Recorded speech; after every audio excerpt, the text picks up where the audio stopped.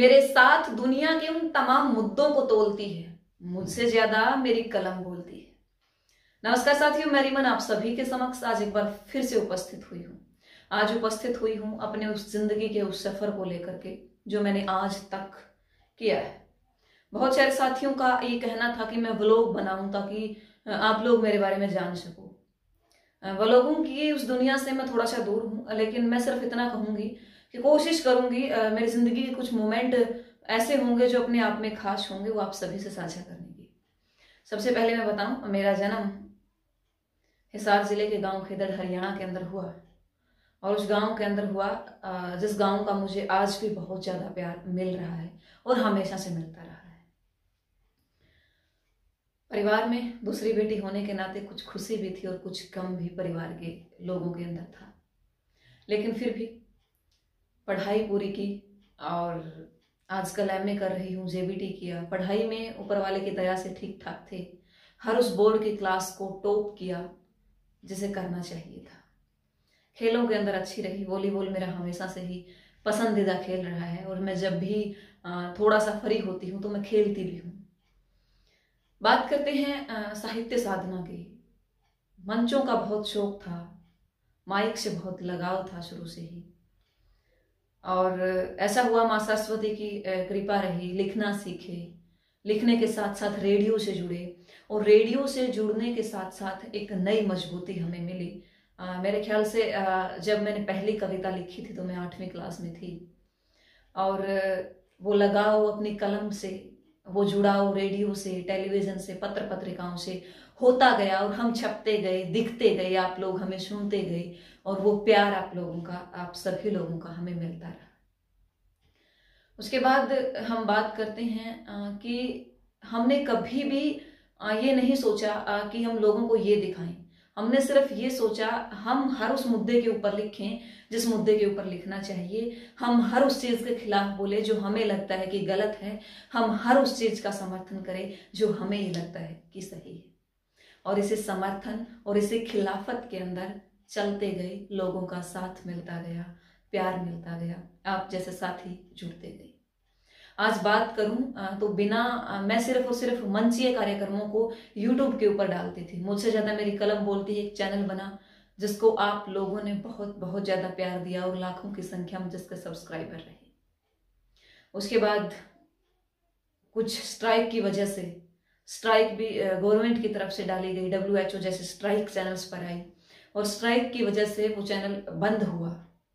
उसके बाद फिर हमने एक नए परिवार का निर्माण किया YouTube के ऊपर जिसका नाम रिमन है, और आज अच्छी खासी संख्या में लगभग 22,500 साथी आप जैसे आज जुड़े हुए हैं, तो बड़ा अच्छा लगता है। फेसबुक पर हजारों साथी जुड़े हुए हैं, इंस्टाग्राम पर हजारों साथी जुड़े हुए हैं, ट्विटर पर हजारों साथी जुड़े हुए हैं।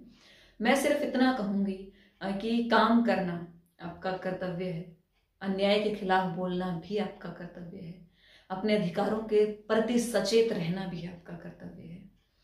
उसके बाद यदि हम जिक्र करते हैं, धीरे धीरे बढ़ते गए, जाट आरक्षण चला, उसके अंदर अपनी भागीदारी दिखाई, बहुत सारे मुकदमों का शिकार हम लोग हुए।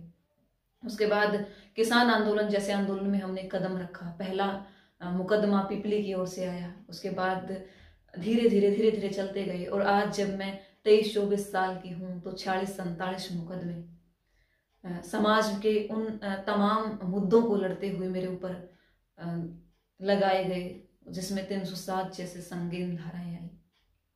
लेकिन फिर भी हम ये कहते हैं कि ना ही मुकदमों से डरेंगे और ना ही सरकार की कलम से डरेंगे, ना ही शासन और प्रशासन की कलम से डरेंगे।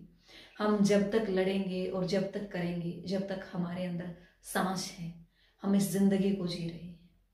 आप लोगों से सिर्फ इतना ही कहूंगी कि हर कोई आता है, जन्म लेता है, सांसें लेता है, और जिंदगी के कुछ दिन बिताकर, कुछ वर्ष बिताकर इस संसार से विदा हो जाता है।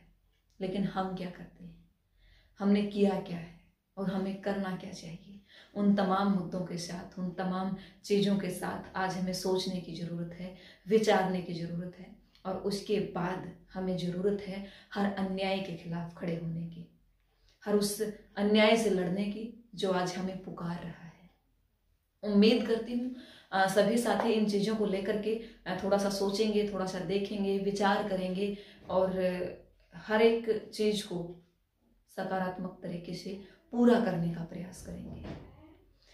कभी भी इंसान कमज़ोर नहीं होता। कमज़ोर उसको आसपास के लोग बनाते हैं, आसपास का माहौल बनाता है। मैं सिर्फ इतना ही कहूँगी, जब भी आपको लगे कि यहाँ का माहौल नकारात्मक है, ये जो विचारधारा है ये नकारात्मक है, आप उसको त्याग दीजिए, आगे बढ़िए एक सकारात्मक, एक पॉजिटिव एनर्जी के साथ, एक सकारात्मक विचारधारा के साथ, एक सकारात्मक शक्ति के साथ, ताकि लोगों को लगे कि हाँ आप कुछ भी कर सकते हो।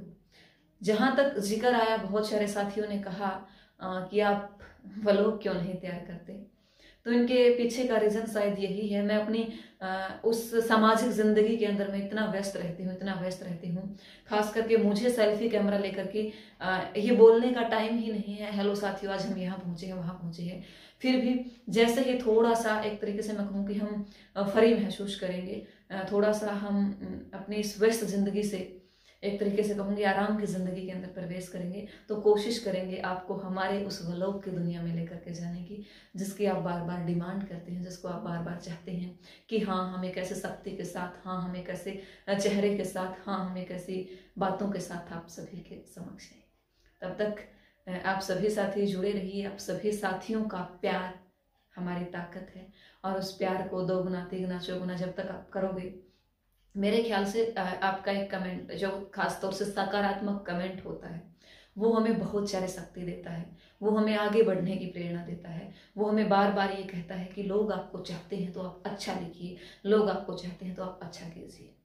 इंस्टाग्राम पर आकर के बेहुदगी मैं भी फैला सकती हूँ, फेसबुक पर लाइव आकर के मैं भी गंदे गंदे कमेंट कर सकती हूँ, लेकिन मेरा ज़मीर मुझे ये नहीं कहता कि मैं उस चीज़ को आप लोगों के सामने लेके आऊँ, मैं उस चीज़ को आप लोगों को दिखाऊं जिसे देख करके 4 बच्चे जो खास तौर से मुझे देख करके थोड़ा सा ये सोचते हैं कि हाँ आज मैं सही कर रही हूँ और इसको फॉलो करना चाहिए। मैं नहीं चाहती कि वो मुझे फॉलो करते करते और किसी ऐसी डायरेक्शन के अंदर चले जाएं, किसी एक ऐसी दिशा के अंदर चले जाएं जो दिशा उनको एक तरीके से मैं कहूँ कि उनकी ज़िंदगी के अंदर कुछ ना कुछ ऐसा कर जाए कि उनकी ज़िंदगी को खराब कर दे।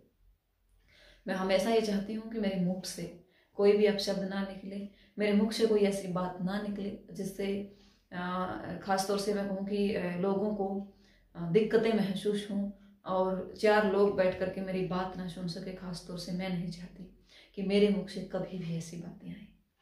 अपनी कलम के माध्यम से जितना हो सकेगा उतना अच्छा दिखाने का प्रयास करेंगे। हर एक उस अन्याय के खिलाफ हम कटाक्ष करते रहेंगे, हर उस अन्याय पर जो हमें लगेगा कि हाँ ये चीज़ गलत है और हमें कहनी चाहिए। तो आप सभी साथी यूं ही जुड़े रहिए, अपना प्यार अपना आशीर्वाद बनाए रखिए। हम आप सभी के समक्ष आते रहेंगे और बातें करते रहेंगे। हम मिलेंगे किसी नए मुद्दे के साथ। तब तक के लिए बाय बाय, जय हिंद।